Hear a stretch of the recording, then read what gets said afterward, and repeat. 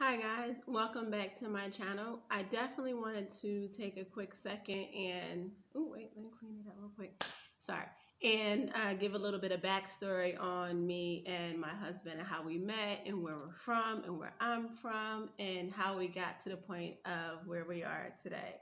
So I moved here to Atlanta in 2013, 2014, and I kind of been down here for a while and, doing my own thing, having a good time, living a single life, all the other cool things that we do as single people.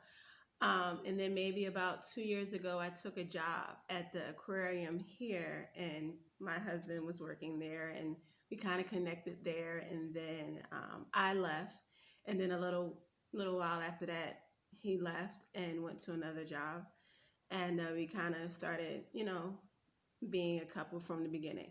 And that's kind of where I tell people every single relationship is very, very different. So I met my husband in January of 2018. Yeah, 2018. I met him January 2018. Somewhere around February of 2018, we were living together and we were a couple. And we've been a couple ever since. And, I am always honest about how our relationship began. We literally were a couple from the beginning. We did not live separately. We lived in the same household from like 30 days in. We lived together. At the time, he was staying on the east side of Atlanta. I was staying on the south side of Atlanta. We wanted to spend time together. We wanted to be together. And one of the first things he said from the beginning of us, being together was that he was looking to be with one woman and he wanted to be in a steady relationship and he wanted some stability in that area. So it was very easy from the beginning because that's what he wanted and that's what I was looking for too. So somewhere around like 30 days, maybe 4 or 5 weeks in, we started living together. He moved in with me in the beginning, and then my lease was up in August of 2018, and then we found a place together. And then moving into where I am now, we moved in together, both of us signing the lease and all them other things. And that's kind of how we started. And, you know, our first year anniversary, we kind of was just in the middle of things, trying to figure out exactly what our next step would be. And then somewhere around November of, I would say, yeah, around October, November of 2019, he decided that he wanted to either be a police officer, join the military, or be a firefighter. Those were kind of where he was with his options as far as work and making a life for himself and being able to do the things that he wanted to do for me and for his family. So, he took the test, all that stuff. We met with recruiters. We kind of saw what his options were. We took, PT test for the Army. He did the PT test for the Atlanta police, and kind of went from there and kind of weighed out his options. And then finally, somewhere around beginning of November of 2019, he decided that the Army and the military was going to be his decision.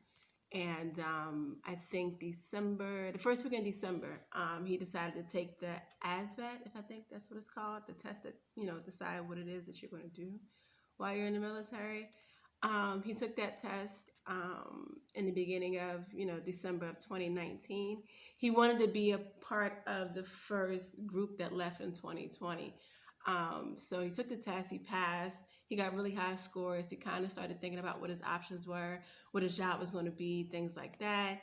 Then I talked to a few friends of mine that were in the Army and kind of figuring out what it is that he wanted to do. Since he tested so well, he had a lot of options.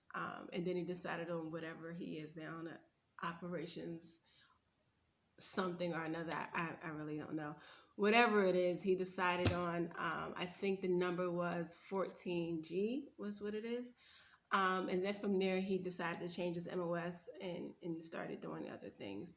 And then January 2020, we decided that, instead of getting married in May was what we really originally decided on once he was going to be in the military. We decided, okay, May of 2020, we'll get married, and that's what we'll do. And then as we started going through the process of recruitment and where he's going to be and what is he going to do and his job and things like that, the best advice we got was to be married before he left for basic training. So that's what we did. So we got married January 31st of 2020, which was nothing but like a month and a week or so, from now. So we got married about a month and a half ago. And he left on February 13th. So it was definitely a crazy, crazy week. So he worked his regular job up until like the third week of January. And then he took the week of the wedding off because I had my mom here, my family here, my sisters, my cousins. They all came down from Philly and all that kind of stuff. And I had some other cousins that came from here to see us get married and things like that. So that week of getting married, he took the week off. So we kind of just did shopping for him. I picked out his tux and what he was going to wear and things like that. My mom came down to help me, pick out the dress and stuff like that. My sisters came down to help with the bachelor party and the hanging out and the turning up. And my cousins came down there for the same reason. We got married. We went down to the courthouse. We went to Atlanta Fulton Courthouse, right around the corner from where we stay. Because we pretty much stayed downtown Atlanta. We kind of stay in Casper Hills, like near Peter Street, if anybody's familiar, with Atlanta. So that's the area that we stay in. So we just went right over to Fulton County Courthouse on Friday. We did the group ceremony, and we got married. And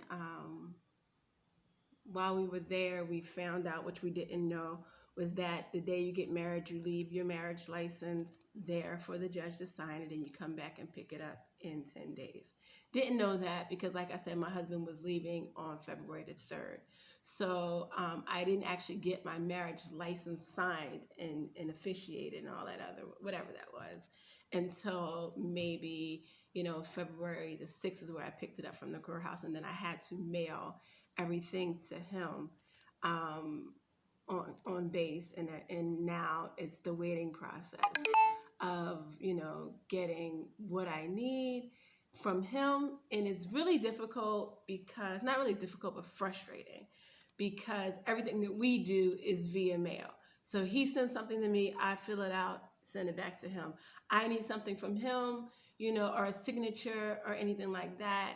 And because we didn't do like power of attorney, I can't sign for him.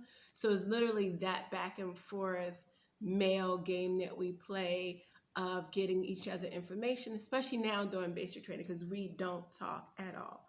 And the only way we talk and communicate is via mail.